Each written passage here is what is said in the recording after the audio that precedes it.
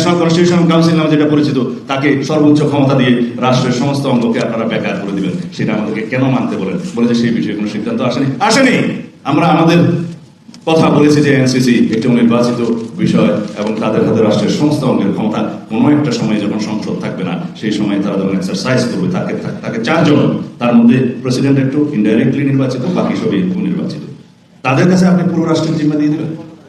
তারা এই সমস্ত আরো কিছু কিছু অভিনব সংস্কার প্রস্তাব নিজেরা দিয়েছে। মনে হয় যেন আমাদেরকে বাধ্য হয়ে সেই সমস্ত সংস্কার প্রস্তাবে একমত হতে হবে, তাহলে তো এটা বাকশাল হয়ে গেল। যদি সংস্কারের সমস্ত প্রস্তাবের মধ্যে আমরা একমত হওয়ার জন্য আপনারা কন্টিনিউয়াসলি পার্সু করতে থাকেন এবং ব্লেম দিতে থাকেন যে এখনো পর্যন্ত এই বিষয়ে ঐকমত হয়নি।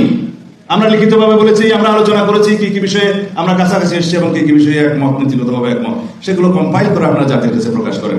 আগামী 2 তারিখ আবার ডেকেছে আমাদের মাননীয় প্রধান উপদেষ্টা। ভাবটা আমরা বুঝছি এরকম, আনুষ্ঠানিকতা আয়োজনের কোনো কমতি নেই, কিন্তু কাজের কোনো খবর নেই। আবার ডেকেছেন 2 তারিখে, এই যে 2য় পর্বের আলোচনার আবার শুভ উদ্বোধন হবে। কেন উদ্বোধন কয়বার করতে হয়? আমি এখানে আরেকটা অনুষ্ঠানে এসেছিলাম, আমাদের একজন লেখক, তিনি দেশনেত্রী বেগম খালেদা জিয়ার উপর একটি কিতাব লিখেছিলেন, প্রামাণ্য। সেটার 4th কি 5ম এডিশনের আবার পুনরায় শুভ উদ্বোধনীতে এসেছিলাম। সেই রকম এই সংস্কার নিয়ে আবার কতবার উদ্বোধন করবেন? প্রথম পর্যায়ে একবার উদ্বোধন করেছেন আলোচনা, 2য় পর্যায়ে আবার উদ্বোধন করবেন, 3য় পর্যায়ে গিয়ে আবার আপনারা এটা একত্রিত করবেন। এইভাবে আপনারা আমাদেরকে সংস্কারের কলা দেখাচ্ছেন।